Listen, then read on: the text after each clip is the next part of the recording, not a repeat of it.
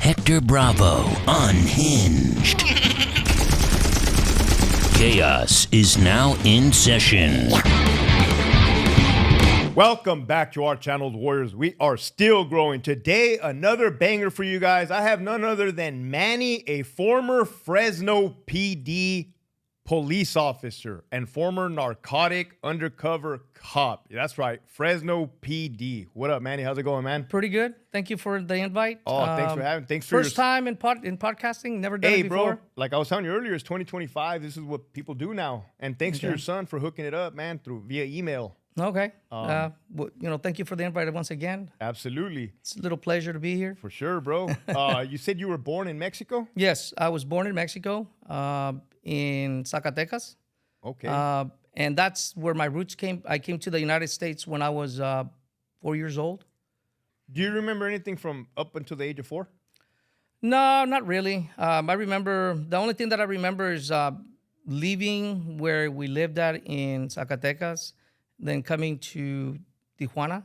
Okay. While my dad, obviously went through the legal system, and so he could get our legal resident cards so we could come across into the United States. And that took about almost 12 months. So I lived in TJ for almost a year. I'm starting to realize, dude, I interview a lot of people that have a background from Mexico or other countries. And, hearing this whole process is very interesting, dude. Yeah, that was the process. It wasn't like, obviously we could have came across. Right. It would have been maybe easier or more, obviously the expenses were there, but we went through the legal system. That's good. My dad was able to get our legal residence. Like I said, it took almost like a year. So then once he had him, obviously all of us, I remember going to the United States Embassy in Tijuana, and we were able to get our resident cards there, and we came across. So, where did you guys go? Monterrey? No, from there I remember going to. We went to Santa Paula, where my dad had relatives. We stayed there. It's like at the LA area. Okay. We went there for about 5 months, and then from there we ended up moving to the Salinas. Salinas? Yeah, we moved to Salinas, and we were there for about a year. And after Salinas? After Salinas, then what we did is we moved to King City. Okay. And that's where, obviously I was raised at. That's where I went to school. How far is King City from Fresno? But depends on if you go through 152 down south 101, it takes about 3.5 to 4 hours. Oh, dude, that's but if you far. cross over 198 through Coalinga, it's about 2 hours. Now, growing up, was there any gangs during that time period? When I was growing up, not so much early on when I was in junior high. It got more like when I was in towards the high school years. Then you started to see a lot of, teens get into what they called gangs back there. It was like more like sureños, norteños. But I was never interested in that. What is the reason that you never got interested in? Were your parents deterring you from that lifestyle, or it just never crossed path? You know what? One of us, our parents, really instilled doing the right thing. The values and morals of the family. They always told us that whatever decisions we made, positive or negative, if you made negative decisions, you were going to have consequences. So they kind of kept us away from that. The other thing, what they did is in a very early age, I think I was maybe like 11 years old, we would be every summer. If we didn't go to summer school, we would end up going to the fields and work in the agriculture fields. At what age? At 10, 11. Do you remember that? Yes, I remember it. I worked picking chilies, tomates. I remember doing a little bit of the grapes, but it was morely tomatoes, chilies, and we didn't do a whole lot, but then the garlic came, and that's where we would do all our summers at. You're a father now. What life lesson do you think that was instilling in you back then? Hard work. Hard work. That's one of the things that I instilled in my children. Is one of the things is whatever you decide to do is be a hard worker. Don't complain, and always let your job, your work ethic, do the talking for you. Damn, and bro, you sound like an older version of me, man. I like that. And I tell my kids, that's it. I said, are you always gonna have problems at work? Absolutely. Absolutely. Will you be sometimes kind of put to the side, somewhat discriminated? Absolutely. But why complain about it? do something about it. Right. I always tell my kids, one thing that I honestly could say that I didn't do throughout my career in law enforcement is promote. I never promoted. Things happen for a reason, though. Yeah, that's true. Things happen for a reason. I think that's the only regret I have. And I tell my kids now, one of my eldest is actually works for the sheriff's office. So I tell him, if you don't like something where you're at, you want to change it, promote so you could change it. True. But it's a big bureaucracy, though, man. It's a machine to try to change something. Yeah, it is in a sense. But I think if you do it the right way and do it the good way, the good intentions, it always works. Even though there's some bureaucracy sometimes, I think if you do it for the better, it's always accepted. True. When you were working in the field, were they just locals working in the fields, or were there also out of people? I remember there were people that would come from other states. Like Texas would have, Washington, Oregon. There were people that from other states that would come and work in the fields. They would do like seasonals. So they would follow the seasons. Right. So when they would come to, obviously they would come to California into the Salinas Valley, they were following their agriculture and the seasons. So they would come here, and then after it was done in the obviously in the Salinas Valley, then they would go back to their areas to do their agriculture up in the Washington, Oregon, which has to do with apples and stuff like that. So your apples, cherries up there. Yeah. I just thought of an important question. They were teaching you hard work. But did that come with any rewards or incentives? What was there a gratification at the end of that? Yes, it was. And it was a very good, it's a valid point that I even pass on to my kids. Obviously, I could tell you my father and my mother were, when they grew up in Mexico, they didn't go to school. My dad went to like 3rd grade. Mm-hmm. Obviously, my mom went, I think, to like 5th grade. Yeah. So they weren't really educated. So when they came to the United States, they had to work in the fields, in labor. So my dad and my mom would always say, if you never want to be where we're at, there's one thing you could do is educate yourself, go to school, and get a career. So you don't have to be here. If you don't want to go to school, you're going to end up here with us. Wow. So that was for us, that was the incentive, is not to go work in the fields. And I could tell you, it was a hard work. Every summer, from there on out, when I was 11, 12, 13, I would work clipping garlic. Every summer, I would clip garlic. I like that you explain that to me, man, because the way my brain was thinking as you're telling me this is like, hey, you better take me to go buy some pizza after this, some ice cream. But you're like, nah, the lesson is that if you don't get your shit together and get an education, you're going to end up right here. That was it. That was always the lesson that, my parents always told us. And that's what I teach my kids. If you don't want to have a career, then hey, just after high school, go start working wherever you want. You're not going to like the job you're going to get. You want a good job, the jobs you like, you have to be educated. I like it, bro. I like it. So, dude, clearly you went from working in the field at the age of 10 and 11 to becoming a police officer. What got triggered in there between? I always liked the idea of being in law enforcement ever since I was a little kid. From television shows? Yeah, movies? Television shows, but also I remember hearing stories when I was, when I was small, young, from like my parents, my dad saying that, they had family that were police officers in Mexico. Okay. So that was kind of like, I would hear it, but also from the television shows, I liked it. As, obviously as I grew up and started going to junior high, I started playing sports. And through the sports, especially through golf, I met, obviously. You played golf? Yeah, I played golf when I was in high school. Wow, dude. Yeah, I was probably one of the only Mexicans that played there. Bro, like, I'm just really, as I'm getting to learn your story, I'm like, hey, this guy was born in Mexico, migrated over here, worked in the fields, and now he's playing golf and then becomes a cop, bro. Like, you're literally the definition of you can do anything if you apply yourself. Right. Regardless of your backgrounds or circumstance. Right. And I think there's, like, nowadays, there's always a misconception of, I can't do this because of A, B, or C, but it's not true. The only person that could keep you from ever accomplishing anything in life, whether it's education, career, is yourself. Facts. The facts. That's it. You are the one that blocks yourself.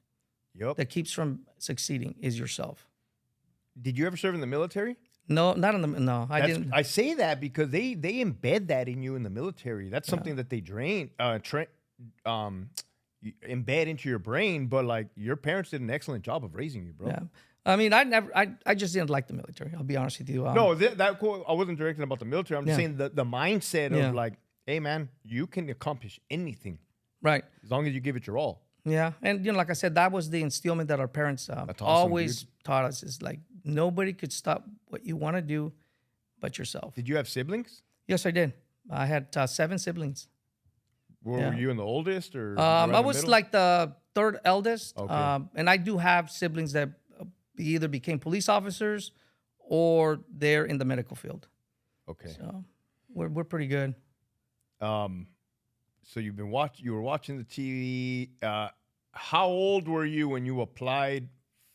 And was Fresno PD your first agency that you applied for? No.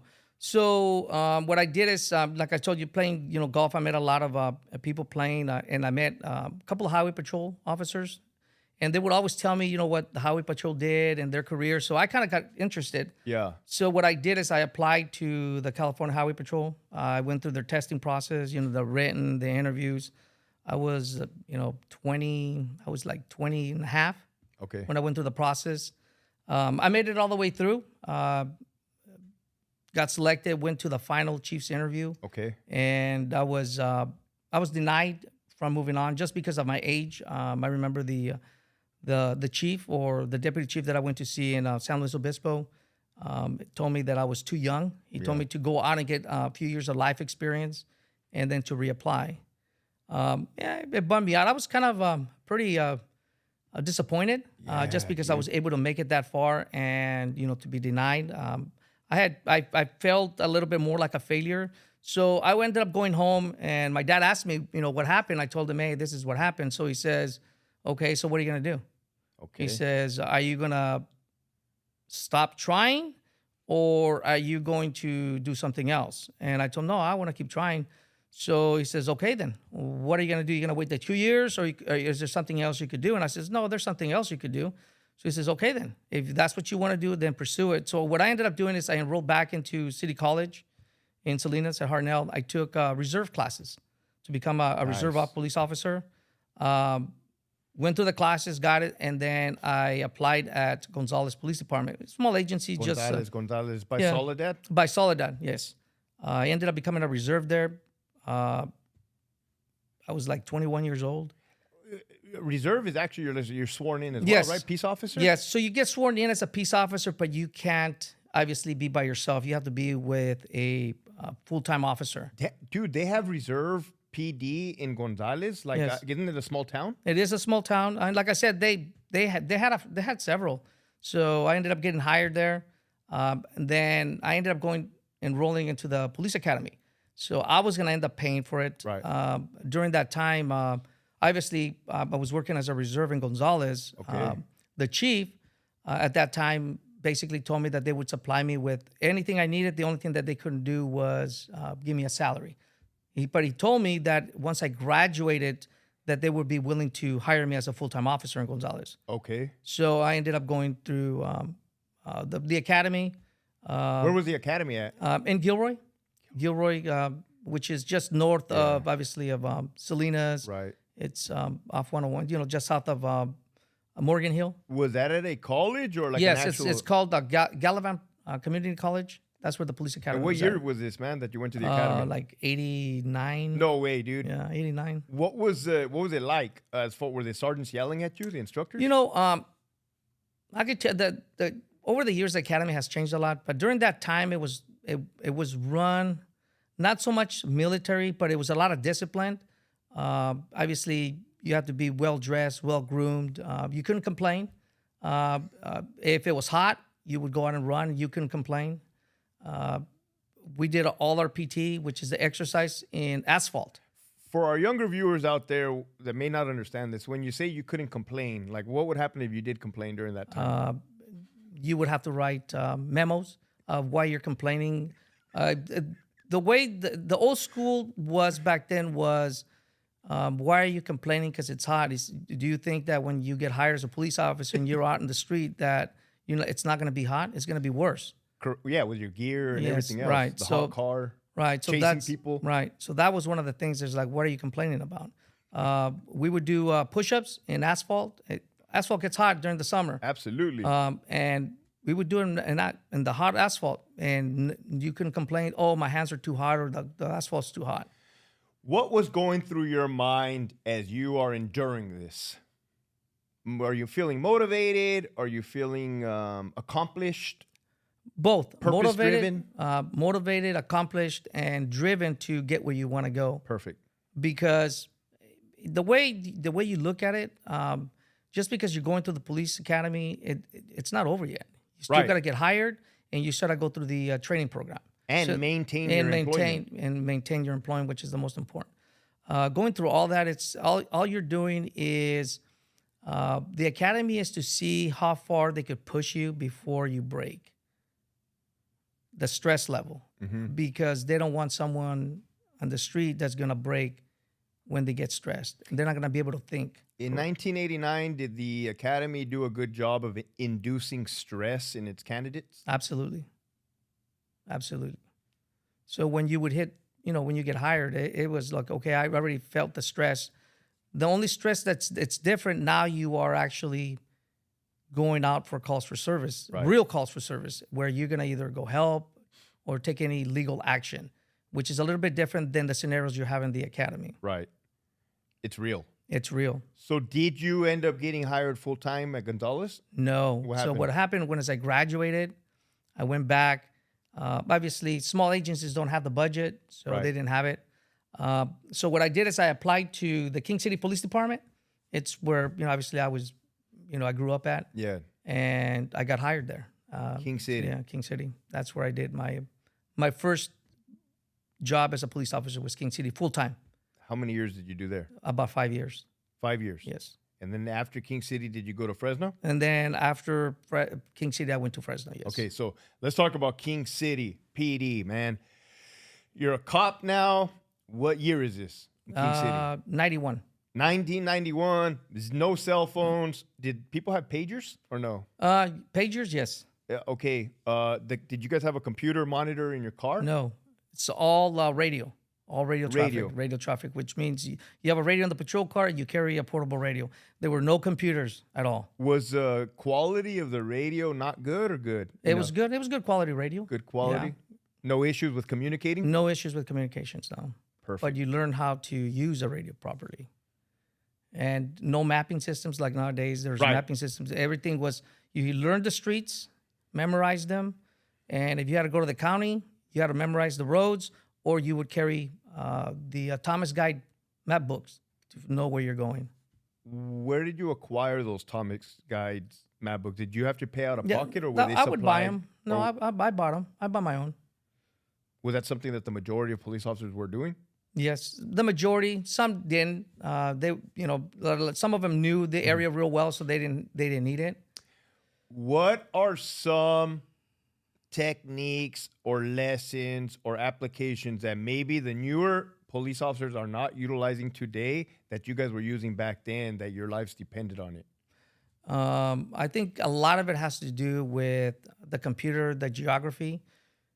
So a lot of like the new tech that's, nowadays it's all technology. So when they get dispatched to a call, the computer obviously gives it to you and it gives you the route mapping system in the computers. They're great, but what happens if that's all you learn? Right. So what happens when the computer goes down?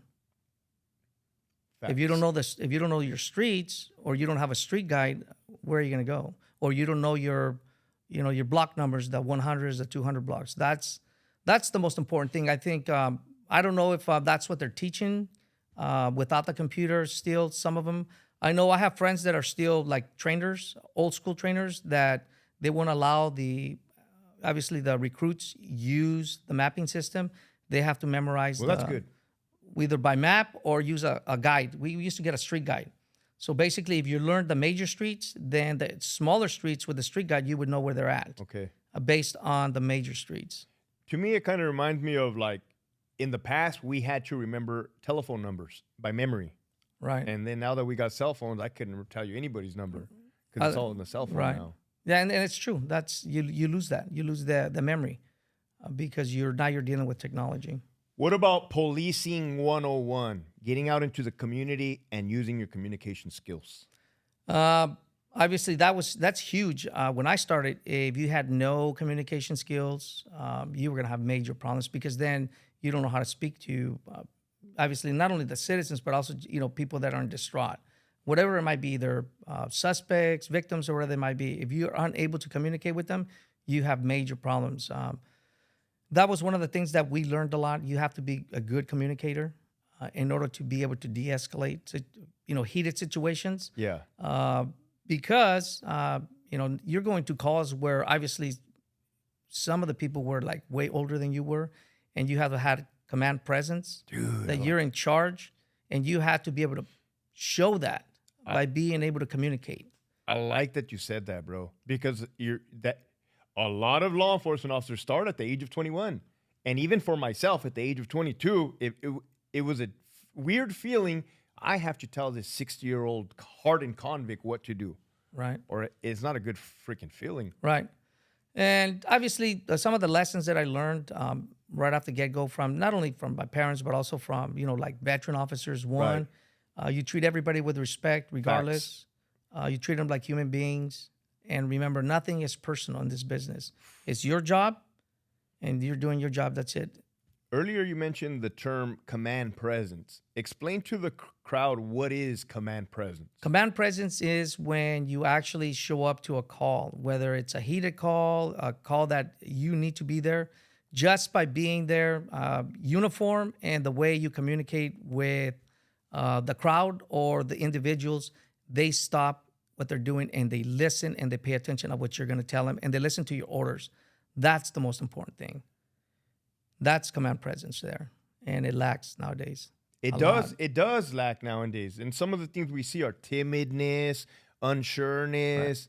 What do you think that stems from? Do you think that stems from a generational thing, maybe not knowing the policy or the law where they're conflicted? No, I think it's all technology nowadays. True. You have a lot of obviously you have a lot of cell phones, texting. You have all these apps. Everybody communicates that way. Instead of actually calling someone or talking to someone in person, they send you a text message, which is easier, yeah, but that takes a valuable skill, people skills. It is not applicable in real life scenarios. I think that's the biggest thing. A lot of them obviously, one of the biggest things is the communication skills. The other one is writing skills. Writing skills are lacking. And it's because we use computers to type or write. And the computer corrects your misspells or your misspellings. Right. It gives you options on how to write. I know there's programs out there nowadays that they're using where they want to write a paper and they give it the parameters and they hit a button and it writes the paper for you. I use that all the time in what I do now. ChatGPT, it works like a charm. But I probably wouldn't use that in law enforcement. Yeah. So what happens is they use that a lot, and then when they come out and they go through the process of being hired, their writing skills and communication skills are poor.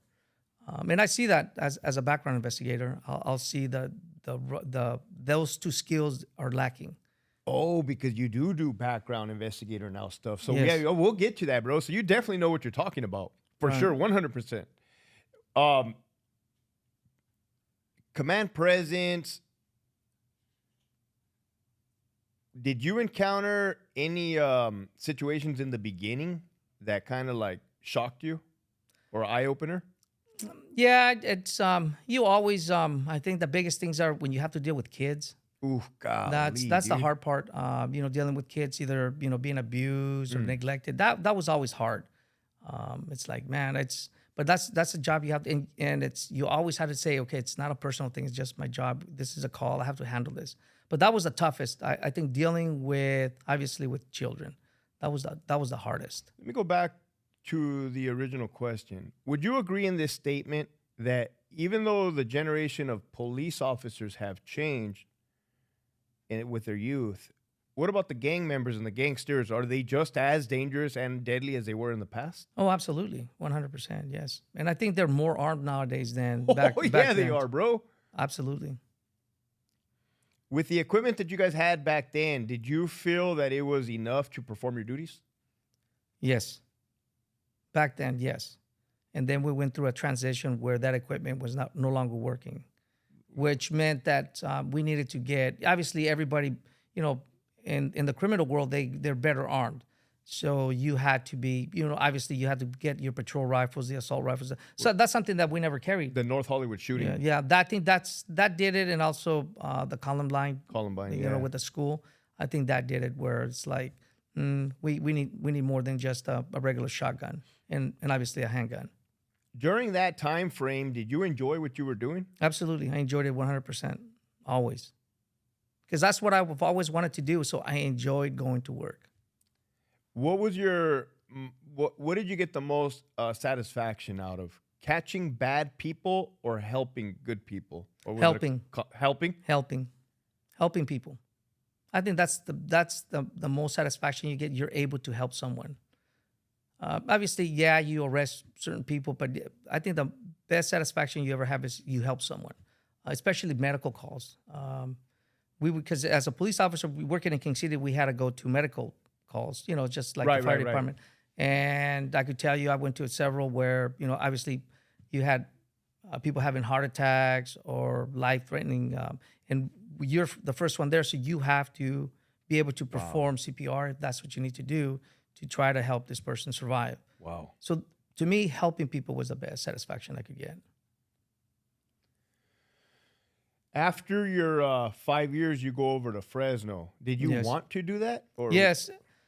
So basically, obviously I wanted to just get out of the area. I mean, I grew up in King City. I had been there almost all my life.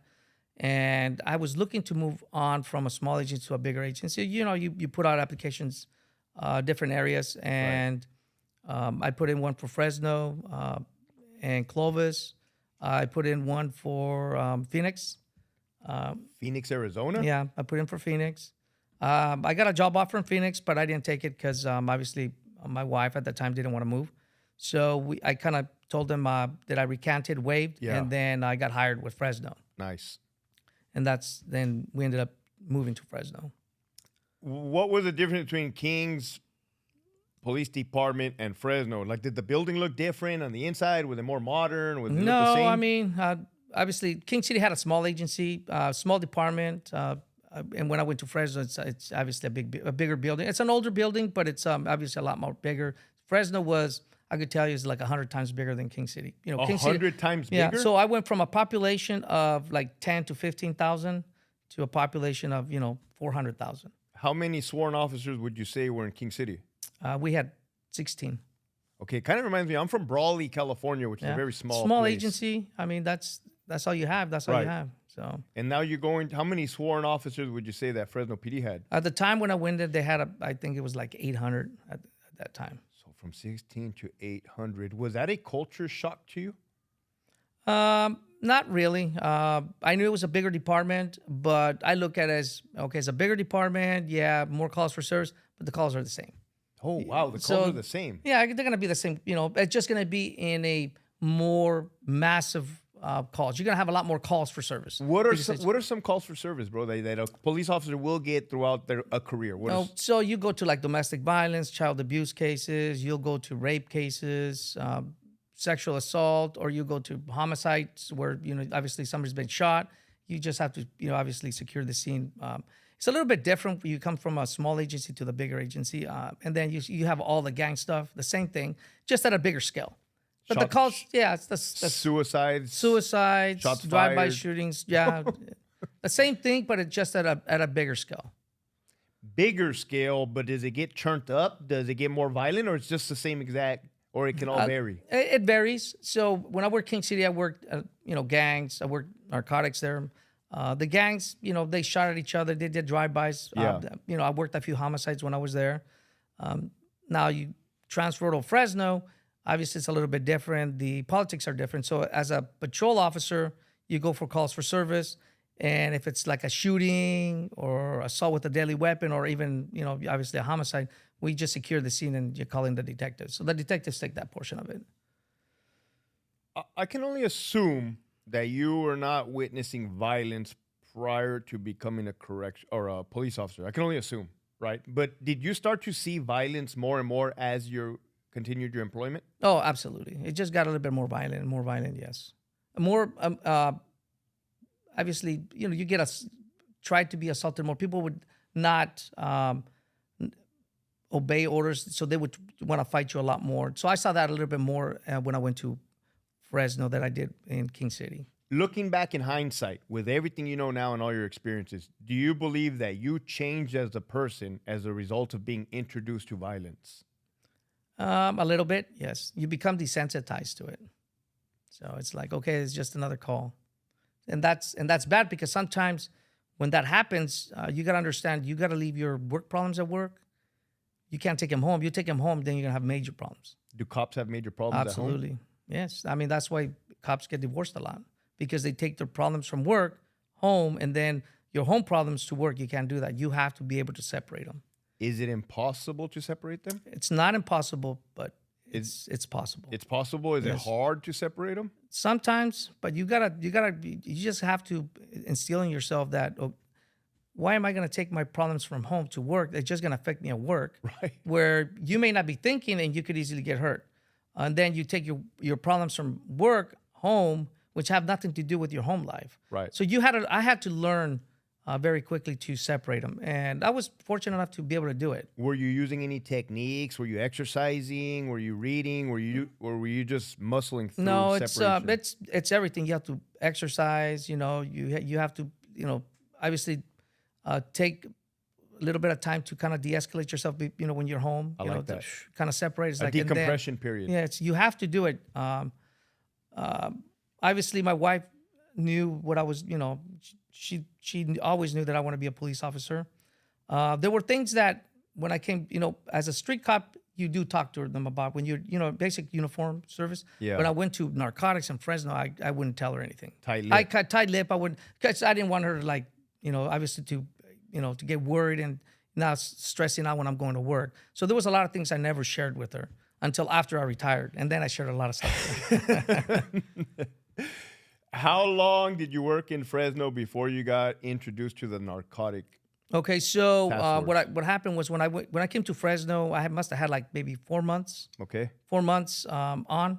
I was still on probational period, and then what happened was they were creating a gang unit, so where they were gonna put in, like the sheriff's office, the Fresno PD, and all allied agencies in Fresno County with, obviously the federal government, DEA, the FBI, ATF. They were creating a gang unit called Magic, which is a multi-agency consortium.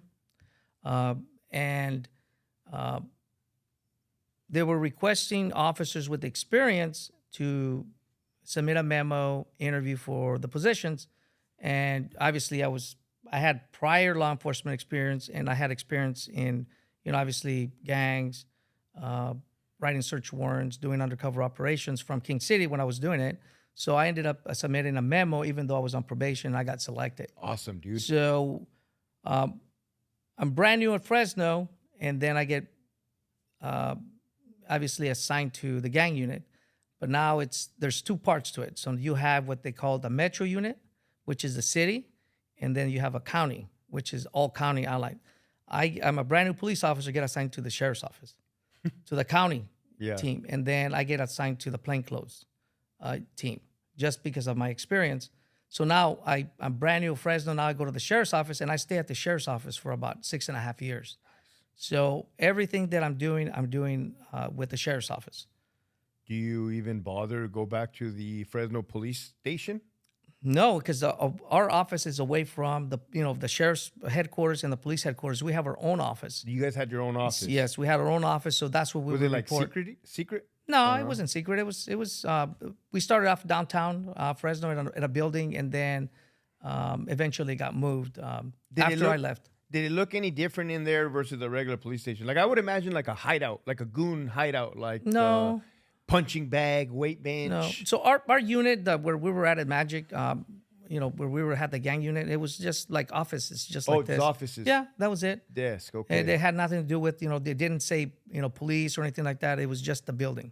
empty building, with nothing on it. Cubicles? And we had cubicles in Computers? there. Computers. Landline phones? Landline phones, that's it. Fax machines? Yes. Dang, man. Wow. A parking garage, a parking structure? No, we parked in the back. We had a back parking lot. It wasn't even gated. So one of the questions that just dawned on me when you were talking about report writing, I was going to ask you at that point in time, did you have to appear in court a lot of times? Yes. So how important is report writing in law enforcement? The key.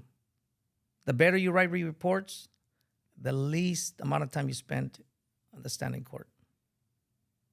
I like that, man. So if you write good, detailed reports, your job is not to go to court. It's so it could get, obviously the court system takes care of itself and people plea out. And that's what you want. You don't want to go up in the stand and, obviously go up and testify. The least you do it, the better. Nice. And it's based on your writing. I like that, dude. So here you have all this experience, bro, writing search warrants, you're on probation, you're working. Is it a sheriff? Is the sheriff like the headquarters? Is the sheriff the brains of the operation? So what happens is, and when they created the magic unit, they were, obviously they had a lieutenant from the sheriff's office and a lieutenant from the police department. So the lieutenant from the police department was in charge of the metro units, the metro part of magic, which was within the city limits. And then you had a SO lieutenant was in charge of all the county, and that's the way it was. And then it started off with the district attorney being obviously head of magic. They were in charge. It changed after the first year, and instead of being the DA's office, they put a highway patrol captain in there. Wow, dude, So crazy. there was no, obviously politics, a big politics. Conflict of interest. Conflict. So they put the highway patrol, and the captain did an excellent job. He ran that unit smooth. Was magic something that was used in other major cities as well? Because I've heard of magic teams before. Yeah, it's all Fresno County based. It's just Fresno County. The magic unit's Fresno County. But I think I've heard of like maybe LA had a magic team or something like that. You ever heard no, of? LA I think had Crash. Crash. They had Magic. they had other units over there. Okay, so magic was Fresno. With just all Fresno. Earlier when we first started, you said you regretted not promoting. During this period in time, you said you had lieutenants. Did it ever cross your mind like, oh, I want to be one of those lieutenants of this unit? It did cross my mind, but I enjoyed what I was doing, so it just kind of would go away. But I do regret that, not being able to promote. I think that's why some people don't promote and why I didn't promote for a long time is because you're actually enjoying what you're doing at that level. Yes. And you want to learn that level. You want to master that level. Right. Yeah, that's true. And that's probably what happened to me. And then obviously, you go through your career and you're like, oh man, I need to. It went by fast. Yeah, you want to, obviously you should have, we're like regrets. Like that's the only thing I regret is not promoting. So are you meeting new people for your first time, like these sheriff deputies? A lot of them, yes, like the younger ones, yes. Okay. Yeah. And do you guys have to start from ground zero, from scratch? Like, hey, let's pick a target and let's start working a case around it? That portion I'm not involved anymore just because I retired.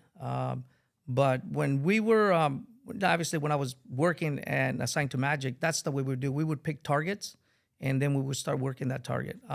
Like for us, in the unit I was in, it was all plain clothes. So we would target gang members that were selling drugs, firearms, and that's what we would do. We would go in there and buy firearms or drugs from them. Were these well-known gang members? Yes. Well-known to who? To everybody? Yeah, I mean, they were, part of the Fresno Bulldogs. We dealt with the black gangs.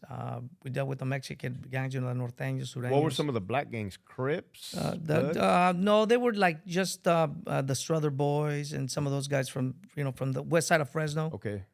The posse. But we kind of more dealt, like we were specifically just targeted like the Bulldogs.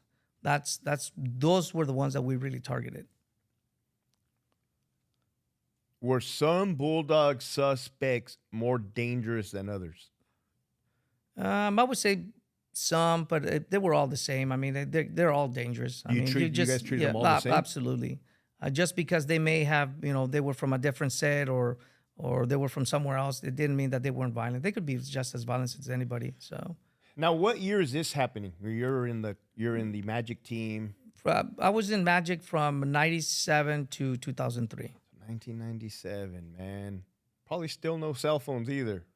Were they Um, coming on board? they were coming on board, but it was more pagers. So that was it. And then go to the payphone or go to one of the call boxes that, throughout the city to make calls, and that's it. Would you utilize payphones back then? Yeah, yeah. If we couldn't get to a phone, then yeah, we go to payphone and call. We had to. But we did have pagers. How big was your team? How big would a surveillance team or a buy team be of how many personnel? The team I was in, we had 10 people, and that was our team. So we would do the undercover buy, we would do the surveillance. It was 10 people. Did everybody have their roles? Yes, everybody has roles. What are some of the roles? If you can talk about it, like somebody sitting in the lookout van or something? So we had, obviously someone that monitors whatever you have, the recording device. Then you have people that are surveillance, they're watching, make sure everything's, and then somebody's watching whoever the undercover is, making sure that they're monitoring to make sure that he's okay, that there's no stress, there's no help needed.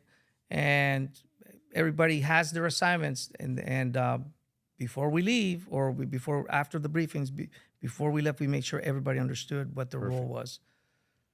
It seems to me like a lot of things can go bad in an operation. Absolutely. The worst thing is no communication. They go down, and it happens. What would that scenario look like, where your freaking communications go down? You're in the middle of something. You can't hear. Something went dead, or the radios are just not working for some reason. So back then, obviously, we don't have cell phones. We had a pager, so somebody would have to page him with a code. We would always have different codes, and if he got that specific code, that meant that he had to get out. No matter what he was doing, he had to leave. Did that ever happen? A couple of times, and they would do exactly what we told them. They would just get up and leave. Oh, so you guys had contingency plans? Yes, absolutely. Hey, if comms goes down, Right. this is what we're gonna do, Right. and this is what you're gonna do. Yes. How important is contingency plans? You have to have one, and you have to have multiple. You just can't go with one. We always did it. Obviously, at Magic, it was harder just because we had no cell phones. But later, when cell phones were in play, and obviously we had the operations when I was working Narcotics, it was a lot easier. So, but yes, you have to have contingency plans. Contingency plans from the minute you start the operation. If something happened right off the get-go, shots fired, we all had a plan of where we needed to do, where we would have to do, and then we would start calling everybody, make sure everybody was okay. But yes, you would have to do that.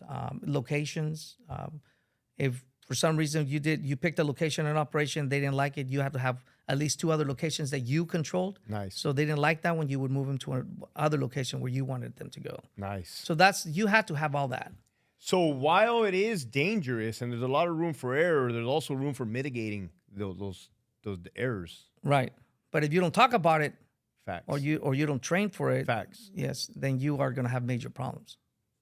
No, bro, I can tell you definitely have a lot of experience, dude. It's awesome. It's almost like a blast from the past, because I was telling you earlier that I feel that law enforcement as a whole has gotten away from this basic 101 survival. Yeah. What would be supplied to you for an operation? Would a gun be supplied to you by the law enforcement agency? Oh, absolutely. When you get hired as a police officer, obviously the police department issues you a duty weapon. But I'm talking about for a fake buy. Would they give you like a fake AR-15 or a replica? No. Fake dope or real dope? So, okay, so you're asking like, say, prop. Like a prop? No. So operations, like say, let's just per se in Narcotics.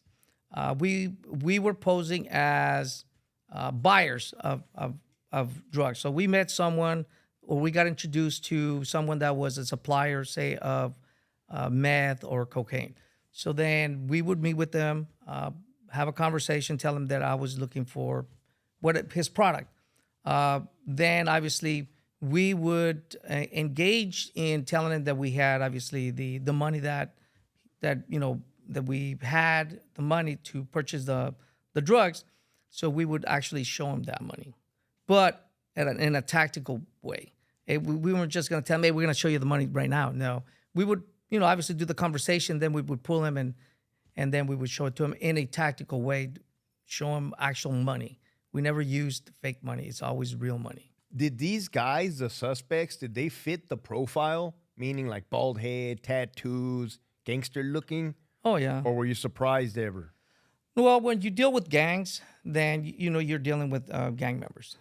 When you're dealing with, obviously in the dope world, everybody's involved. It could be a gang member. It could be a businessman. And we had everybody. We had gang members that were dealing what we wanted, or they were in the mix.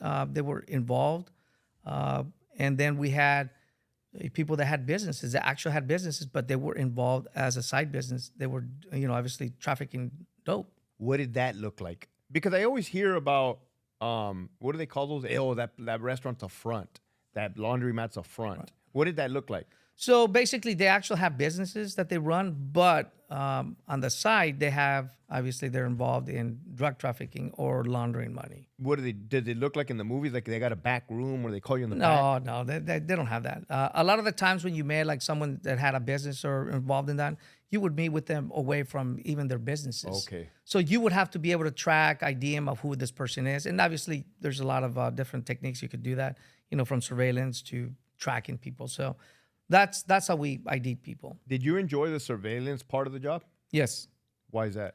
Because it's, obviously it's difficult to follow people, but it's a skill you could develop. And the better you are at it, the better your surveillances go. So it's like a cat and mouse. Mm-hmm. That's the way we looked at it. So it's like, we want to make sure that we're able to obviously follow the person without them knowing that we're following them.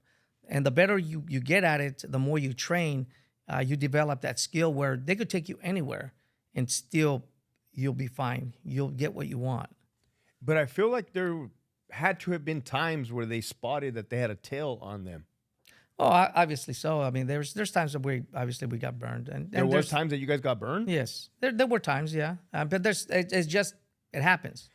But was it like an explosive situation, or was it like everybody backs up? Or? Yeah, no. Usually, what happens is when we know that they know that you're following. We would see like little things that they would do. A lot of the times, what they would do is they were doing circles, or if you see a phone flying out of the window, you knew that it's like, okay, that's it, we're done. So they knew. Yeah, I always heard that you got to make 4 left turns to see if somebody's following you. No, that's not true. Well, I mean, why else would somebody make 4 left turns? Yeah. No, I understand what that. There's a lot of people say that they do like, oh, I do counter stuff, but no, I mean, is there counter stuff? Yes, I mean there's people that drive like that. They're like, they think in their mind, it's like, hey, if I drive like do 4 or 5 whatever turns, I'm gonna know whether people are following. But you just never know. So during this time frame, man, did the gang members ever have any of their counter surveillance or anything that they were doing to watch you guys?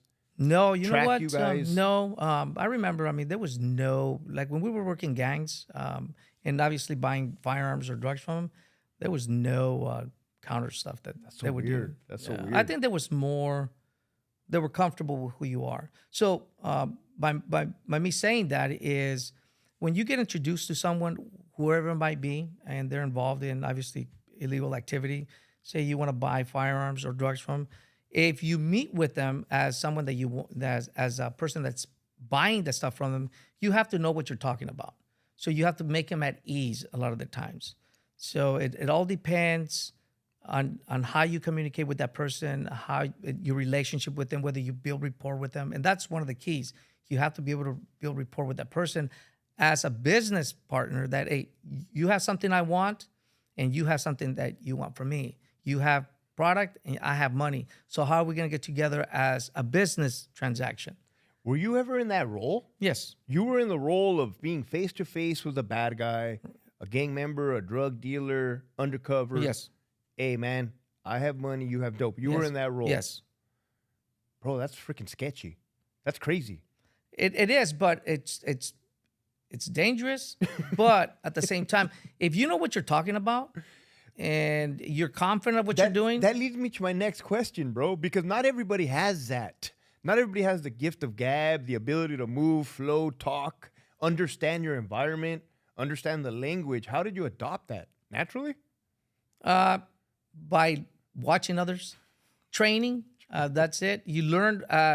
You learn from like veteran detectives that do it. That have been doing it for a long time, and you watch what they're doing, how they do things, and then obviously your personal experience, your interactions with people. If you're able to have good communication skills, and the biggest thing is if you know what you're talking about, you're in. And a lot of the times it has to do who introduced you to them. Okay, how does that process work? So a lot of the times it could be informants, or it could be a person that doesn't even know that you're a police officer, or they're informants. It's someone that you just naturally meet and you start talking, and they're like, hey, I know someone that could get you what you want. And that's how the operation started. So, what about raids on homes? Yeah, search warrants. You did them? Yes. Do they activate the SWAT team for that, or they send you guys? No. So obviously, through most of my career, we did our own search warrants, but we did our own tactical planning. We did our plans, our entries, assignments, who's going to cover the back, who's going to be. So it's like a big operation. It's like a SWAT operation, but it's a little bit different. But do you have a helmet? We have vest? helmets, vests. Long we have rifle? everything. Yes, everything. SWAT is just completely different. So we had what we called a matrix, where we gave it numbers. If you reached a certain level where it was required to use SWAT or call them, we would have to call them. Who made this matrix? Was it standard operating procedure from the law enforcement agency, or did you guys make your own matrix? No, that the departments that make it. Bro, what would be something that would, hey, call the freaking SWAT now? Oh, it would have to be, people with firearms. Obviously, they're armed. Those are the violence. So we would use them. Okay. Because that's what they train for. Right. Even though we were skilled enough to do search warrants, we had to use SWAT.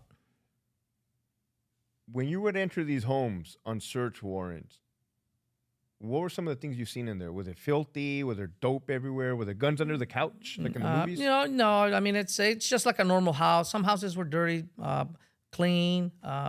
Firearms, we found them, in the bedroom or in the closet.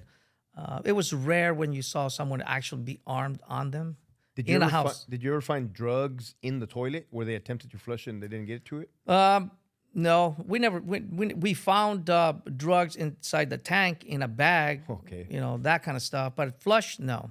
In the attic. So would you guys ever find? Did you ever come across large busts like bundles? Oh, absolutely. That's what we did in Major Narcotics at Fresno. We were dealing with pound dealers or kilo dealers. Yeah. No way, dude. Yes. So you weren't dealing with a nickel and dime at the park. Hey, homie, let me get a.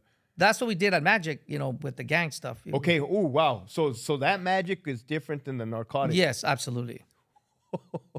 So when I went to Majors, the narcotics unit, we dealt with pounds and kilos. Did you go to Majors after Magic? Yes. Straight, yes. I put in for it and got moved over. I'm sure you got recommended by your supervisors, your peers. Little story. When I was putting in for my Major Narcotics, I put in 3 different times. The first 2 times, I would always be number 1 in the interviews, but I would never get selected. And it was because they're like, oh, we thought you were a deputy. Oh. Because I was at the sheriff's side, and it's like, no, I'm a PD. And then it says, we don't have any reports that you've ever written, so we don't know how you write. And I tell them, well, that's because I'm assigned to the sheriff's office. Everything's at the sheriff's office. Right. So the last time I put in for it, I pretty much says, if I don't get selected, this will be the last time I put in for it. And obviously, at least they got to see me go through it a few times, so they knew who I was. So when I got selected, it was, I got moved over. So during this, it sounds like a competitive process. How many people are putting in for it, and is it only one slot? So when I went, it was 1 slot, and if I recall, there was, I think, like 10 different people that put in for it. Dude, and you got picked both for Magic and for the other one. No, the Magic one, there was a lot of officers that put in for that. I just don't know how many. It was just everybody put in for that. Okay, bro. So now what is it called? Majors? Yeah, they're called Majors, yeah. Is this a different building than your Magic building? Yes. And does this building look any different, or it's all the same? No, it's different. It's just like a business park with a building. That's it. Now, is this when you got sworn in as a federal agent? No, that's when we would do federal cases with the federal government, like say with DEA, then if it was gonna be like a long-term thing, then yeah, they would deputize us. Okay. Just because they had avenues from out of state. We had several cases that went from California to other states. When you went from a regular police officer in Fresno to Magic, did you see people that you recognize, like your partners as your friends or anybody? Yes. You did? Yes. When you went from Magic to Majors, did you see people that you recognize? Yes. Where were they from? From the sheriffs or from the PD? Not just PD and from the sheriff's office, people that I worked with over the years. So they knew that I was over at Narcotics. Okay. So Now, at any time, did Magic and Majors ever work together when you were in Magic? no. Two separate things, huh? Two separate things, yeah. We would the only time we would ever help majors or even the sheriff's side is if they needed bodies for search warrants and their operations. I recall we helped them a couple of times, but that was it. Just to serve warrants, that's it. Bro, there's so many moving parts. It's like an octopus. It's like you would think call cops are the same, but it's not. There's so many different task forces. Completely different, yeah. Who are your target suspects in Majors? Anybody that's dealing narcotics or trafficking narcotics in pounds or kilo quantities. So I would imagine you're going one step up from your local gangbanger at the park. I'm imagining you're going up the chain. Yeah, we're going up to like the suppliers. That's what we're going for. We're going for people that are actually the bigger fish, what they call. And now, right off the top of your head, with all your experience, how many levels are there to that drug ladder? It depends. I mean, sometimes we would meet, obviously we would meet people at the lower end, but they were trusted enough to where they would be able to get, 2, 3, 4 pounds, sometimes 5 or 2 or 3 kilos. For somebody to be trusted to that point, they would have to be connected to someone. And you're talking about the lower level. Yeah, the lower level. And then, there was times where we would get someone in the mid-level where they would have a lot more. You're talking about 20, 30 pounds, 10, 20, 30 kilos. That's a little bit bigger. So everything I would say is based on trust. Based on trust, yes. In their world. In their world, yes. Trust. Hey, I trust you. You're a good person. Right. Or a good person. You're trustworthy. Here's more money here, or here's more dope. Yes. In the grand scheme of things, if I have a cartel member in Mexico, and he's way up here, how many levels down is these guys? He could have 10, 15, 20. It all depends. In between? In between, yeah. No Those, way. the bigger, if you look at the heads, it's like they treat it almost like a business. It is a business. The CEO, and then you have all your workers, all your supervisors, and then you have all your low-level employees. That's the way it is. It's a business. It's hard to touch someone at that level unless you are, obviously in the federal government and you really directed into that. Yeah, there's levels to the game. Yeah, but this is very interesting for me to hear, bro. Because we watch the movies, Sicario, and we see the stuff. I mean, that's the only thing I can compare it to. Right. Are these people that you're dealing with in Majors, are they more upkept? Are they wearing suits? Or are they still... they're just, it could be someone as simple as, dressed the way you are, the way I am, to somebody showing up in a suit, which we dealt with. I could tell you I dealt with one person like that, where the person would always show up in a business suit. But that was his way of dressing. Right. It had nothing to do with it. He was a business or anything like that. That's just the way he dressed, which was kind of odd. What was the majority of the race? A lot of Hispanics, Mexican. But there were Nationals. other races? There were times where you dealt with, we dealt with one white individual, white guy, which was very surprising because he was able to get large quantities of dope, and he was tied to our Mexican guys, which was kind of interesting. What made it interesting? The fact that he was white? The interesting that he was white, but he knew some of the higher ranked members of whatever organizations they were in, that he knew who they were, and he had the ability to call them in Mexico, which was kind of interesting. El Mágico. Yeah. Not to that point, but it was other people that were probably connected in that chain, but not that high. dope is coming from Mexico, right? I doubt it's coming from Canada. Or was it coming from Canada? Well, obviously the borders are huge. Obviously everything comes through, through Mexico, but there's a lot of stuff that comes through Canada. There is? We had cases that we worked on that a lot of appeals were coming from Canada. And they were working the appeal cases that, because they come that way. Obviously there's still drugs that come through Canada. They come one way or another, they're coming here. But the majority comes from Mexico, yes, obviously. As it gets trafficked from Mexico, is it, from your knowledge and experience, is there a certain corridor that it hits all the way up north? I mean, is this dope going to hit LA before it hits Fresno? Yes. A lot of the times, it depends. Everybody has their own highways, what they call. So different organizations have different methods. So a lot of it comes through TJ, Otay Mesa, then you have the Texas corridor. Okay. That could, so it all depends where it goes through Arizona, the different borders. So like say drugs that come through, say through San Diego, Tijuana, if it lands obviously here, then it lands in LA, somewhere in LA, then it lands, it could land in Fresno, and then from Fresno it could be moved to other parts. But it's tentacles. Is that how the cartel works? So logistically, hey, we're going to send you I don't know how this works, bro. 3 kilos in one shot. 1 kilo lands in San Diego, 1 kilo lands No. That's not, they don't send like that, man. When people bring dope across, like the main cartels, yes, you're talking, they could bring as many as 300-400 pounds at a time. Okay, I understand that, but they're bringing 400 pounds. But is it always designated to drop off on the way up north? So they have the drop-off points. So whatever cargoes they're bringing, they know where they're going. A cargo could be going to, say, to San Diego. That cargo stays in San Diego. Another one could be going to L.A. That stays in L.A. Another one could be going, not even San Francisco. It could be going to San Francisco, or another one could be going. Yeah, straight shot. It could be going to Washington. Oh, I didn't know that. So that's the question I was asking. It could go cross country. It could go up to, obviously Chicago. It could go to New York. It all depends. I mean, I had no idea. When they traffic and when they're transporting narcotics, it's going somewhere, and it's already designated for those areas. But it lands somewhere. What happens is, like, if it's, say they bring 400 pounds across. They say, okay, it's this 400 pounds are going to go to L.A., so it goes to L.A. Then it says, out of these 400, 100 are going to go to Fresno, another 100 are going to go to Washington, another 100 are going to go to, say, Texas, another 100 are going to go to New York. So they separate them, and each person that's responsible to take that takes it. Now, so they separate it. Now, a mule. Yes, mules. How are they low in the totem pole? Yes. They're low, but they're trusted enough to transport large amounts of dope. Are they lower than the drug dealer? Absolutely. A lot of the times they are, yes.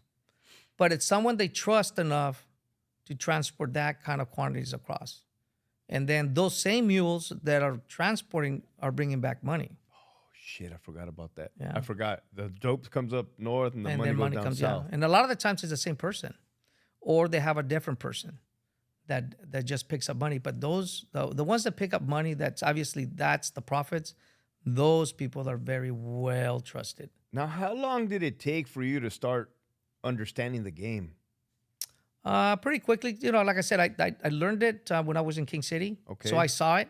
And then I brought that experience. I saw a little bit in obviously doing the gang stuff. Yeah. When I was in the gangs, I still helped other departments do undercover work, which, had to do a little bit with weight, with pounds. Yeah. And then when I went to majors, I already knew more or less the game. So I hit the street running. So I knew exactly what I was doing. So it wasn't something that somebody had to teach me or train me. It's like, hey, this is the way things are done. I already knew what I was doing. Did you ever work in this major's task force or the Sureño gangs? Oh, in gangs, only gangs. Meaning, my question I'm going to ask next is the Mexican mafia. Right. Did you ever encounter them in your operations? Not in narcotics. In obviously working gangs, we did. We followed a couple of Mexican mafia guys and obviously NFers, Nuestra Familia members. They were like lieutenants. We followed them around helping CDCR. So let me ask you this. Is the dope gang different than the gang game, or they intermingled? They intermingle in some cases. But not all cases? But not all cases, no. Holy shit, bro. That's news to me. So when you were in the dope game, how often were gangs participate in the? Not a whole lot. No way, dude. Yeah, because a lot of the gang stuff is more like street level. Okay. So you don't have gangs that deal in weight or like in pound quantities. It was rare when we found a gang member that was able to sell you a pound or two. If that was the case, then obviously they're gang members, so we would definitely go after them too. But it was rare that you would have someone in gangs dealing weight.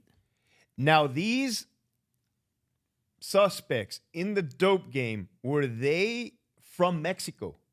Some were, and some were from here, from the United States. Now, the ones that were from here, did they have ties to Mexico, like family ties? Yes.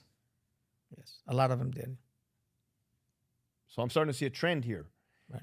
Basically, it almost seems like they infiltrated the United States and brought their game over here. Oh, absolutely. Yeah.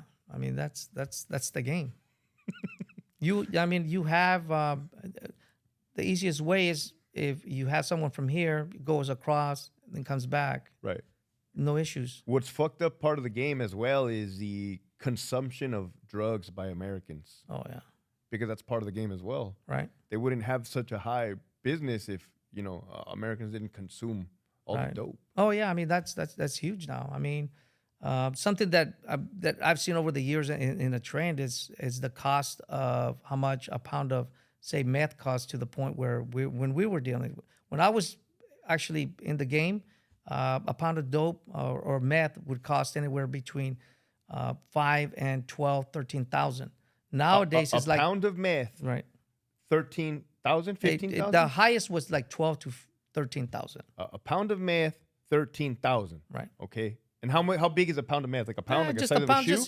It's just the size of that bottle. Just okay, the size of a pound of meth, 13,000. Right. And what were you gonna say next? Nowadays, it's valued at like $800, $1,000. What the hell? What happened? You have a lot of it. You have too much. So the more you have to lower your prices. That's what it is. Now, is there more meth because you have more guys in trailers shaking bottles I think they're just transporting. They're transporting across the borders, and they're just not. I mean, it's just coming through, and in masses, it's just way, way too much. In hindsight, looking back, were you guys putting a dent in the drug game? I want to say we did, but I mean, when a lot of things change, politics has a lot to do with it. Well, yeah, they're funding it. Yeah. Well, not only that, but if you really think about it, if you have at least a secure border, it's right. hard stuff to come across. But when you have it open, you're gonna have a lot of that stuff come through, and it's massive. That's why it's cheaper, because there's just so much of it. So if you want to stay in business, you're gonna lower your prices. You just get rid of it. That's. But there's always a catch-22 to everything. How do the drug cartels win or lose in the long run? They win. They always win. They're always going to win. It's about money. It's economics. So it doesn't matter if there's fucking 13,000. Well, the 13, like say they sell 13 pounds, say like 1,000 each. So that's 13,000. We're just hypothetical, correct. Right? Probably they for them to make that dope probably costed them like $500. True. So they're just they're making money. Yeah, it's and the further east it goes, obviously, the more money it gets. Yeah. Wow, bro. So what other drugs were really major or prevalent in? So when I was there, we were doing obviously meth and ice. We're doing heroin, and then black tar heroin. Black tar heroin, yes. So those were the major drugs, and then obviously marijuana. There was marijuana, obviously the cannabis, but we hardly ever worked it. There were people in our unit that worked the cannabis portion of it because they liked working it. I never liked working marijuana. Why? It was just, it was everywhere. So it's like, to me, I just didn't care for it. That's okay. No, that makes sense. That makes total sense. Now, dude, man, people are trafficking pounds of meth, right? Is the meth coming from Mexico? Yeah. What makes Mexico so special that they're able to mass produce meth? They get the chemicals that they need a lot easier in Mexico, obviously through other means than they do here in the United States. And obviously, when I was there, for like the late 90s, early 90s, 2000s, 2010s, obviously we had a lot of meth labs in the Central Valley, in that area. But, obviously the drug units put a big dent on it because they were going after all the labs. What did the labs look like? Hotel rooms, trailers? No, the homes. The people were doing them in homes, in ranches, trailers, you name it. Hotel rooms, not so much, but obviously they would like rent properties, and they would do them in those rental properties. Were you ever getting information or knowledge of like, hey, we have this guy with a meth lab and the cartels are not happy about him, so they're going to kill him? No, we never ran into that. You never ran into conflicts? Never ran into those conflicts, no. Everybody was just getting along in the drug trade? Well, we don't know because we really never got into those conflicts. Nobody ever told us that there were conflicts. I think the only conflicts that we ever had were more like, obviously when we arrested them, they would tell us, man, that we're gonna have major problems, and we knew it. But that's what you tell them. That's nothing personal. This is just my job. I forgot about the whole arrest process, bro. Yeah. For some reason, I'm over here thinking you guys are just buying and selling drugs. No. But the whole arrest thing. Yes. What does that look like when do the cars swoop in? Hey, put Yeah, your so hands up. so basically what we would do, obviously we would do the operations, we would have them bring the stuff, and then we would pinch them with our cars, and then we would obviously arrest them. A lot of them were, they were at least they were non-resistant, so we were able to take them. Some were a little resistant, and then obviously others we were involved in some of obviously shootings, and those were minimal, which was good. But then you change your tactics. You don't want to like rush the car, and we changed that to where we would just call them out of the car and just tell them, hey, just come back over here. It prevents a lot of issues. So the dude's in handcuffs. Does the undercover buyer act like he's getting arrested as well? Sometimes we did, and sometimes we would just walk away. Like it's a tactic we use to separate. Okay. You want to separate from the actual arrest in case something happens, because obviously you dealt with the crook or with the person that's selling. He's a suspect, so he thinks you're the same thing. So when the arrest team comes, if you're there, he thinks that he's getting robbed. So he could, you don't want to be involved in a shooting with him, because he could say, I didn't know he was a police officer. I always wondered that. I thought he was trying to rip me off, so that's why I shot. I always wondered so that. you do the separation where you're not even involved. I like that. So it's safety. I like that. And then these guys would make comments like, all hell's going to break loose? Well, some would tell us, that they were obviously, they were in custody. Now there was going to be repercussions because somebody gave them that stuff. They're responsible for it. So obviously they always felt that they were going to get, either someone hurt or they would have to pay for the drugs that they lost. So what is the next steps from... Let's say I'm one of those guys in handcuffs. Right. My dope just got fucking confiscated. Right. I just got arrested. What happens next? So what we would do is we would try, obviously, if you were someone that had ties to other, then we would ask you if you wanted to work for us as an informant, obviously. And then we would obviously get the district attorney involved to where we would be able to sign you up in a contract, and you had to produce 3 cases. Okay. And that's how we would get into other people. But this almost seems like a lose situation for the crook. Or do they ever win? No, obviously, if they produce, then, that takes into consideration, for what obviously they got arrested for. I understand that, but like, dude, your options, if you just got caught, are to technically be a rat. That's not going to sit well in the eyes of your people, right? Do they ever get marked for death? There's a lot of people that do it. They go back and they do the same thing. So it's like, we never had issues. Like the people that wanted to do it, they would do it. And there were people that wouldn't do it. Says, no, hell no. There was people that wouldn't do it? Nope. So would you guys be assholes and just say like, oh, okay, cool, we're going to cut you loose? No, for what? Like the ones that didn't want to cooperate. Right. Didn't they have to face repercussion from their... Yeah, but obviously they're going to go to jail first. And then they would, after they're done. Yeah, but what's jail? I mean, how long? Well, back then we would take it, depends on the amount. We would sometimes take it federal prosecution. So they're looking at 10, 20 years. No way, dude. Bro, that's serious stuff, dude. You were not messing around. You were dealing with some very important people and giving away a lot of lengthy sentences. Right. And if we took it state, they could easily get 8, 10 years too. So What is the goal? Is the goal to take the drugs off the street? that was our goal: take the drugs off the street and confiscate any profits of money. That's how you hurt the cartels: is if you confiscate their profits. Did you gain satisfaction from that? Yes, I liked it. I mean, it's like, okay, this is the only way you're gonna be able to hurt, by taking their profits. So not so much the dope. You take the dope, and it's like they could make more. Right. So it's just the cost of doing business. But when you take the profits already, that's money that's actually going to them. That's where you hurt them. It's cat and mouse and cops and robbers. Right. Bro. That's all it is. Yes. And you were doing your job extremely well, as your whole unit was, and you guys were, I would say, making a difference, because you're right. Nobody likes their money getting taken away. Right. Whether it's $1 or $1,000, Yeah. it's still your freaking And money. you're talking a lot of money sometimes. How much money? I mean, we had seizures up to like 1,600,000, 300. So that's how you hurt them.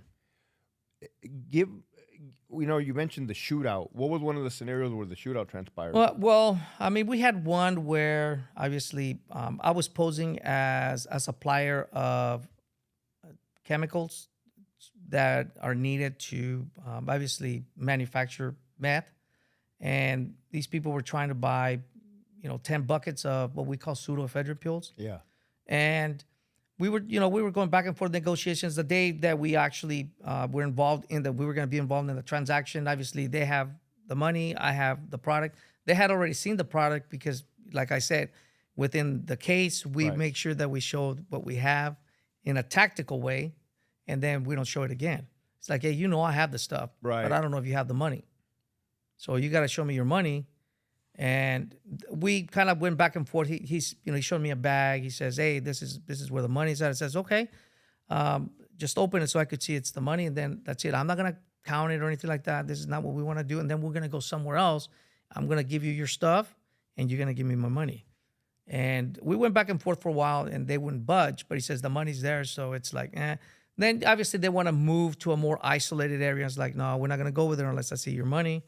It's just like getting back and forth. When you say isolated area, bro, are you talking about like orchards or? No, well, when we do these operations, it's always in in big parking lots, but they want to move away from where most of the crowd is at. They want to be more isolated, where there's not a whole lot of people.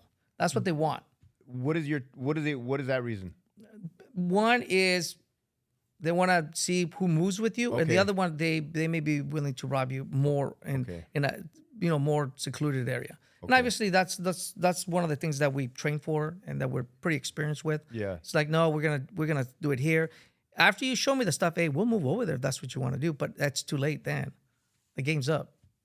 So that was one of the things, and obviously he didn't do it. So then they drove off the line. I says, hey, didn't see the money, but they claimed to have the money. And then they try to block him in, and then obviously the shooting started. So How many suspects were there? 2, and they were armed. With handguns or rifles? No handguns. Did they get shot? Yes. Did they both get deceased? One, One? and the other one was injured. And then the injured one gets transported to prison?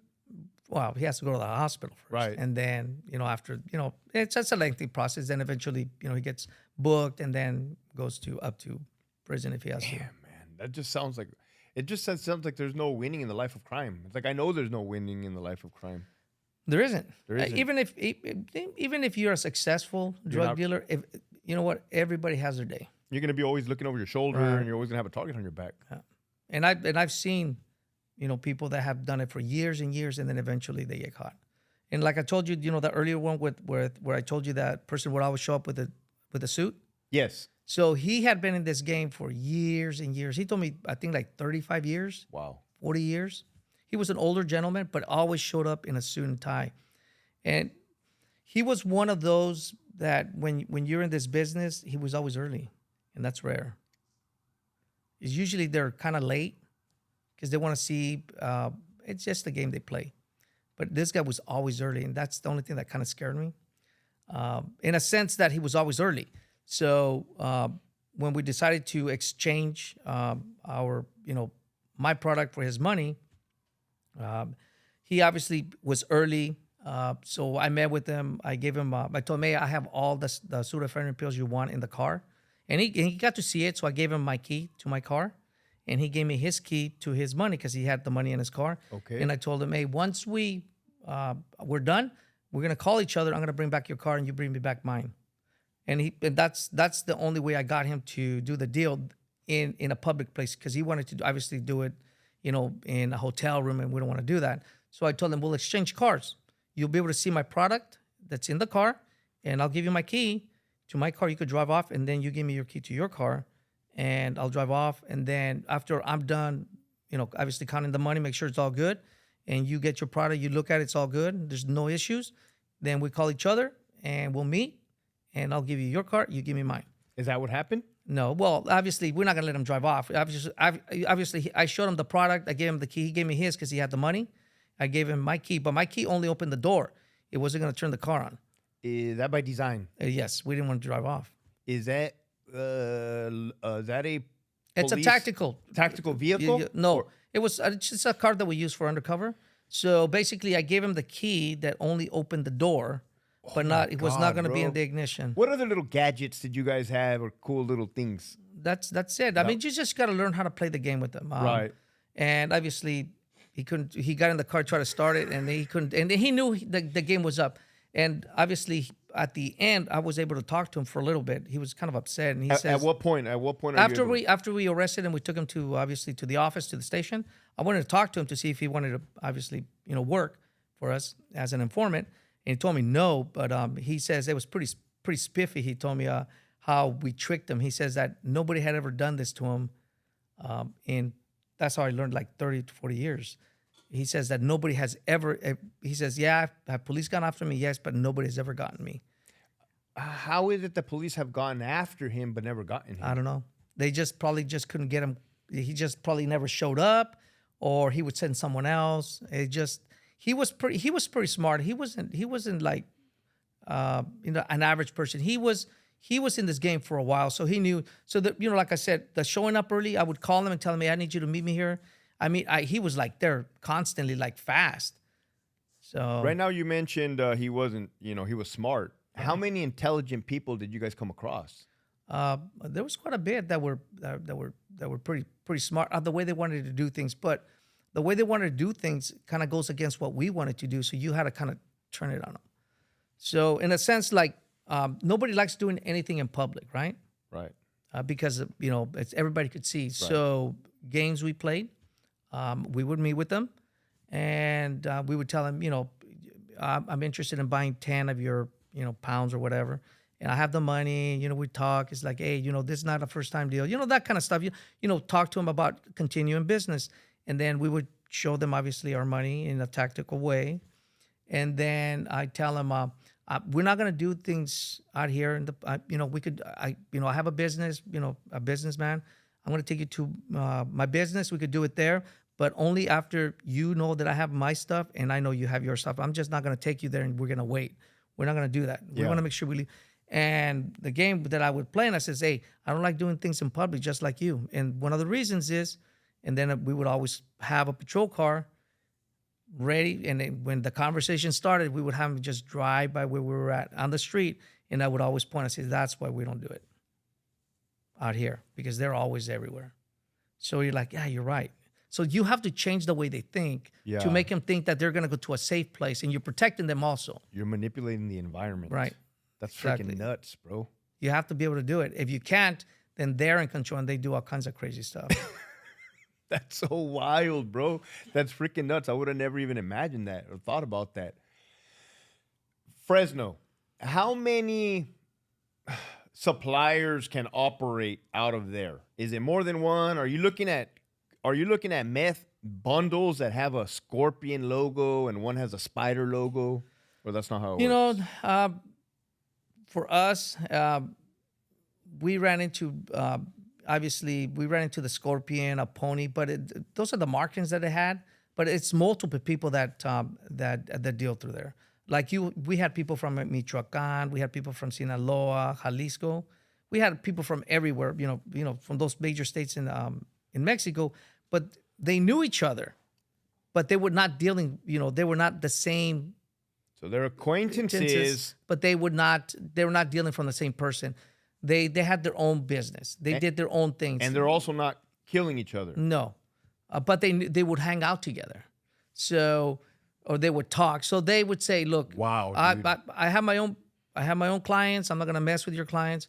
But if I want, like, if one of them wanted dope from one of the other guys, they would deal with each other, but he would sell it to him, but obviously at a higher price.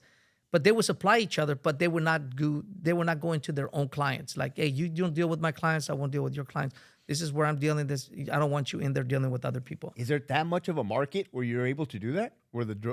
That's the way they were doing it. I mean, it's they had their own people, but they knew each other, but they just didn't deal with each other. So wild, dude. To me, it was just kind of odd, because they had certain places they would all go to and either play soccer, volleyball, or cards or whatever. Almost seems like in the recent years, if you look like in the Victorville area, I believe it was, you see these mass murders or these murders, and you can tell, there's something connected with this one. Right. Do you see those as well? Well, in Fresno, there was a couple. We had one where they killed 4 people that came obviously from the LA area, went to Recently? Fresno. No, it was not recently. It was back when I was there, like in the 2009, 2010, somewhere in there. It was a dope ripoff, and obviously they killed everybody, and including a female. And I was able to work with one of the homicide detectives on that case because it had drug ties.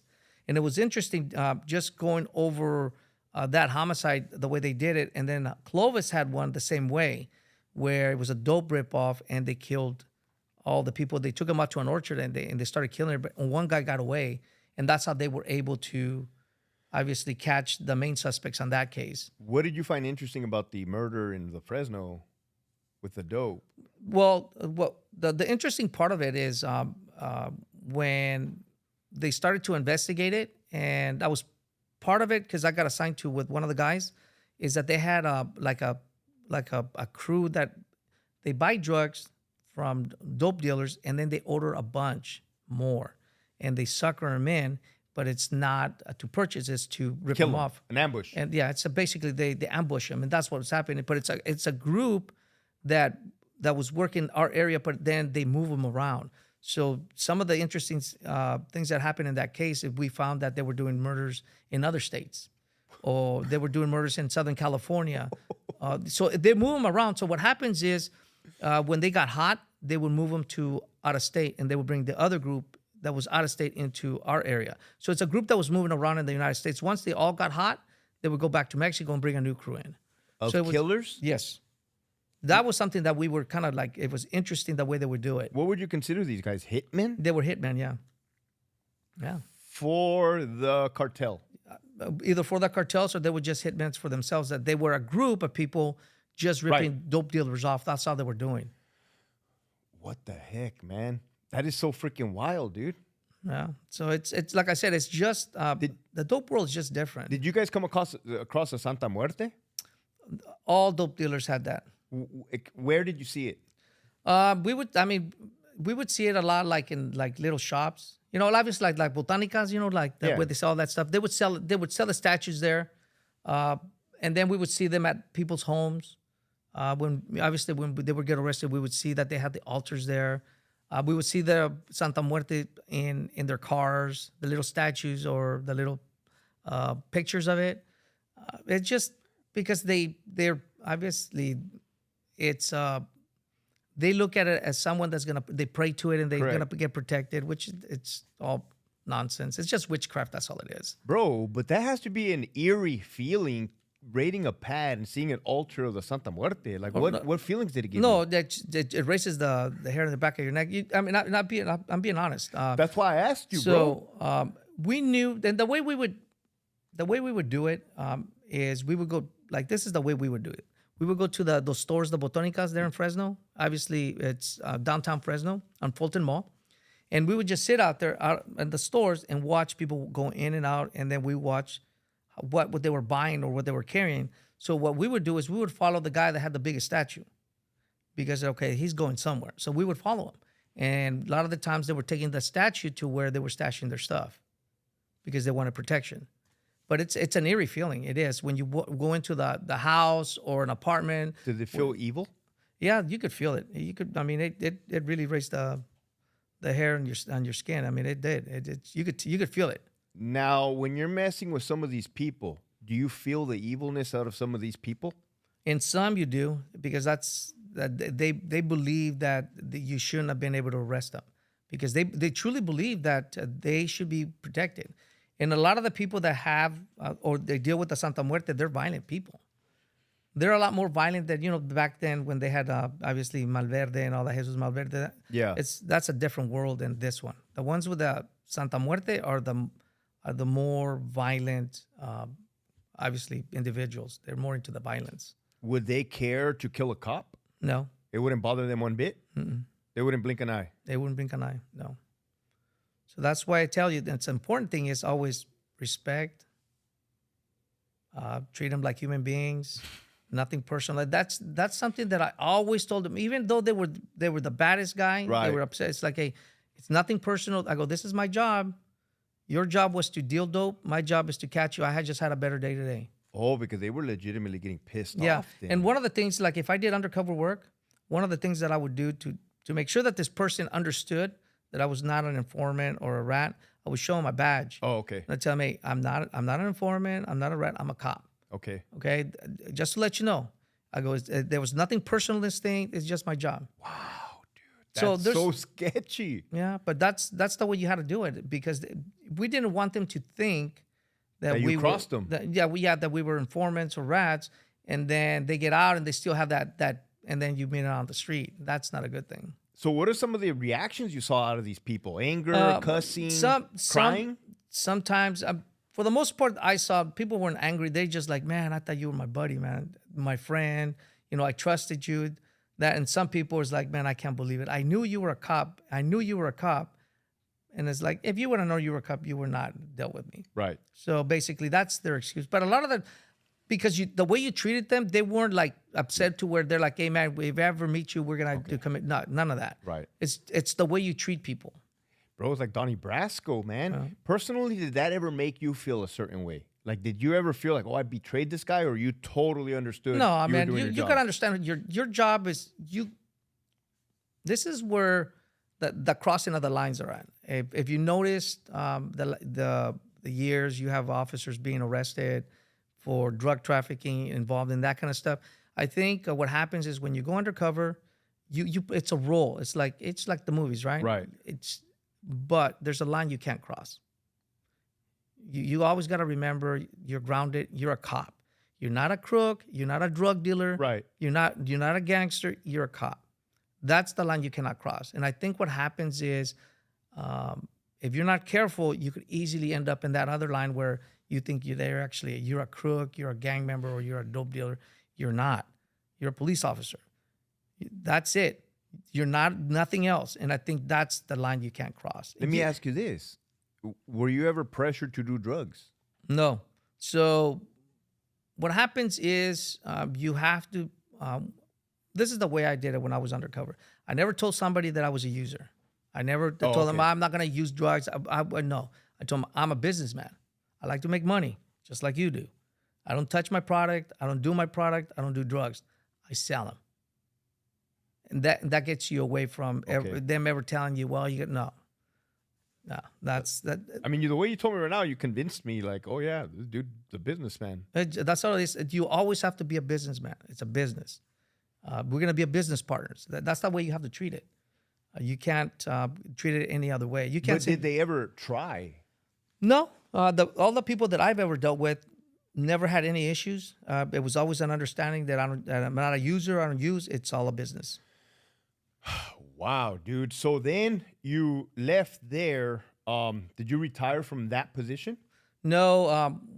What I did is I stayed at Majors for obviously for the PD. Then my last 2 years, I ended up getting assigned to HIDA, which is another unit. It has to do with narcotics, but it's you're tied with like the DEA, the state, and they would go after the same traffickers, but they were more involved in what they called T3s, wires.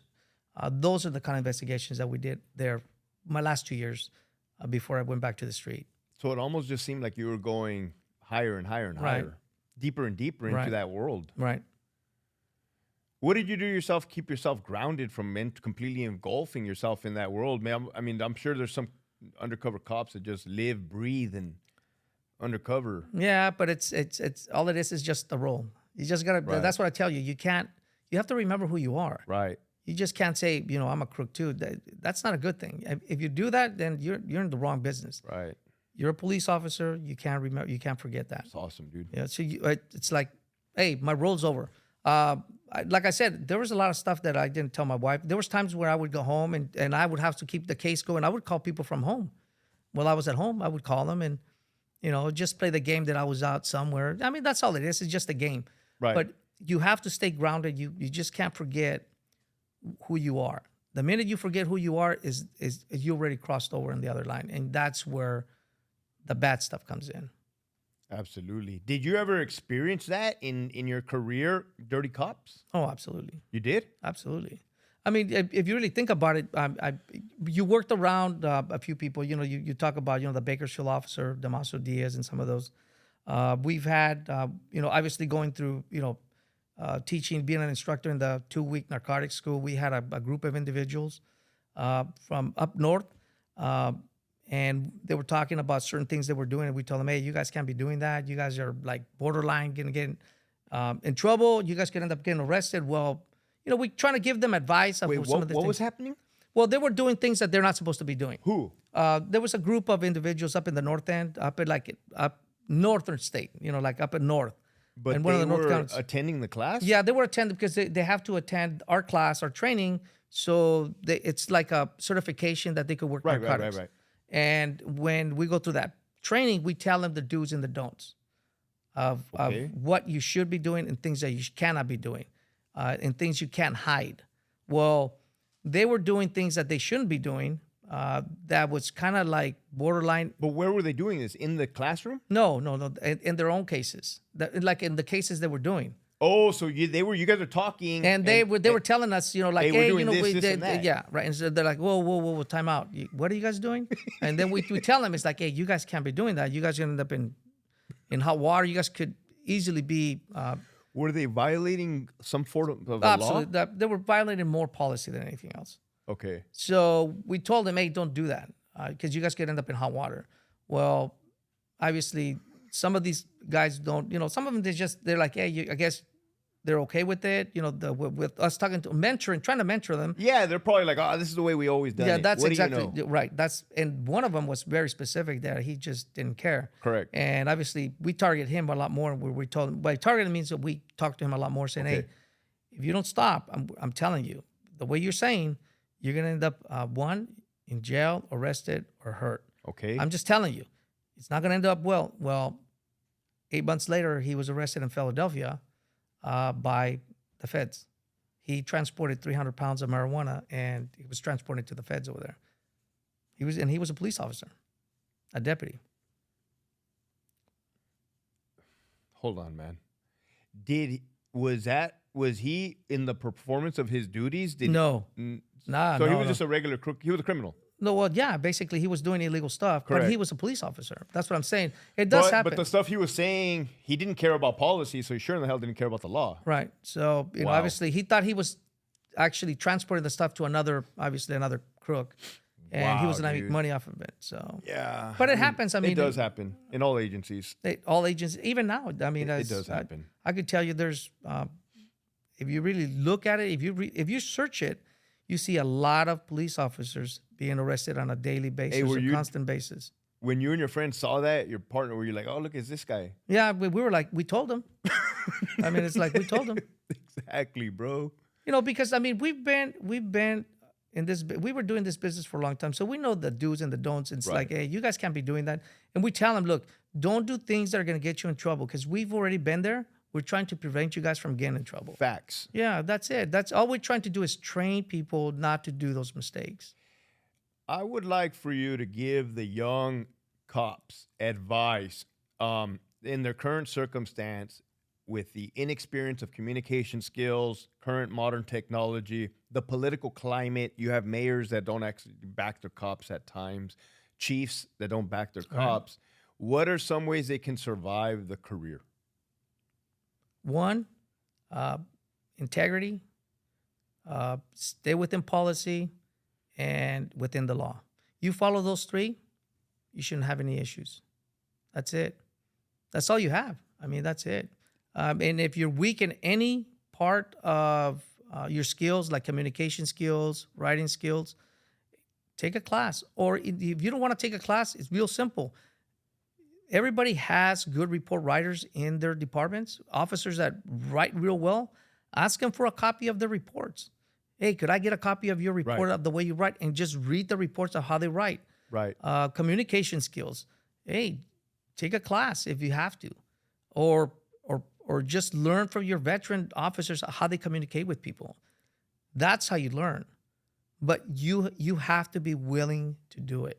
Would you agree that they also have to put forth extra effort in order to accomplish Absolutely.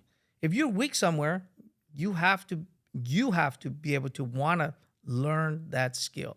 If you take the effort, you'll learn it. But if you don't, then it's on you. Because I really don't like bashing the new generation. That's really not what I'm doing, right? I try to put them up on game, but it almost feels like a sense of entitlement within this generation where it's like, nah, man, you actually got to work hard and to be able to grind, especially in law enforcement, right? Would you agree that there's no room for error? That's life or death? Right. And like we tell them, it's like, as long as you're within policy and within the law, you're not going to have any issues, regardless of what it is. Within policy and within the law.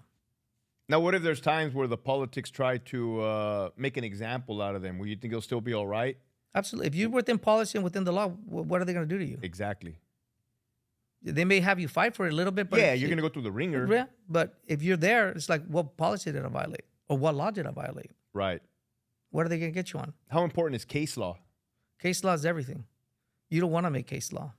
That's the thing. And that's what happens with case law. Case law is brought because of bad behaviors, bad practices. So if you follow policy, you have to know your policy. And I think that's what happens a lot with new officers. They don't read their policies and they don't understand their policies.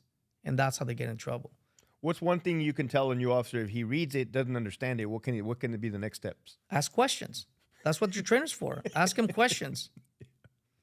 And I think the way, nowadays, obviously I'm not working anymore, but I still talk to people that train. Yeah. The younger officers or new officers, there is a trend that, like there's some entitlement by the new officers. They don't like to get, obviously, told what to do. But there's also another part of newer trainers with less experience that are training also. And the mentality is different. The mentality is not, I need to train this officer to succeed. That's what a trainer does. Right. You should be, as a trainer, you're saying, you know what? I trained 10 officers or 10 individuals, 9 passed. The last one, man, I just couldn't get them to do what I wanted to. That's going to be a fail. But you want to pass 9 out of 10. You have 90% rate, which is good on the positive side. But the mentality of new trainers is, how many guys could I get out? Yeah. Or wash out. That's not a trainer's job. Your job is to train. I've heard that from other people before. Your job is to train someone. And I think that's how you get evaluated as a trainer. If you're training people correctly, they're going to do their job. Well, I think Americans have a huge leadership issue in this present day and age. I don't believe that they've gotten the experience or understand the right way to lead people. And it's always about the people that you're leading, not yourself. But I think a lot of people fail to grasp that concept. Yeah, I think that happens. I think we, just the nature of the politics nowadays, I think we as police officers, everybody says, well, you took an oath. Yeah, we take an oath as a police officer to obviously serve the community, protect the community, to protect the Constitution. Yeah. Where does it say that that you're going to be used as a political pawn? Right. It doesn't. I mean, that doesn't say anywhere. There's a lot of things that, I mean, obviously the way the politics are now is like, back when I started, that wouldn't be tolerated. There's just no way. You just couldn't. You just would know. There's no way you would be able to allow certain things to occur. it wouldn't be tolerated. Do you think you would be able to survive a law enforcement career in this present day and age? Yes, as long as you follow policy and the law. Right. And that's it. It almost seems so easy, huh? It is easy, but man, sometimes you lose focus and you don't understand where things are going. You have to be able to understand that. Before we wrap it up, I want to just throw a wild question out there, man. DEI, the hiring of, I've seen a lot of females being hired extra, right? And I watch a lot of YouTube videos, police activities, body-worn cameras. Right. And I'm not taking a shot at female cops, man. But do you think some people, including males, should not be police officers? Yeah, I mean, there is. Unfortunately, there is. And law enforcement, police work is not meant for everybody. Elaborate on that. Well, it's not. I think a lot of people that come into law enforcement, the newer generation doesn't understand what it is. They just say, hey, I want to be a police officer. And then when they actually start, they're like, oh, that's not what I want to do.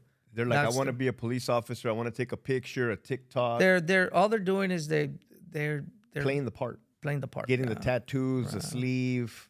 It's different. That wasn't back then. Back then, you wanted to be a police officer. The pink fingernails, the pink handcuffs. I see it all, man. Yeah, I mean, it's I don't know. It's just like I said, it's a different world. I mean, it is. It's way different. It's not my world anymore. But I was never a cop. You know what I mean? But it's just it changed. That world changed.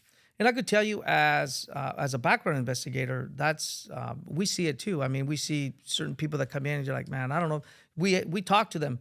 Our job is just to do, obviously do their background, their making sure that they're able to work in law enforcement. And then I go a little bit step beyond. I have a conversation with them at the very end. I say, hey, do you actually know what you're getting into?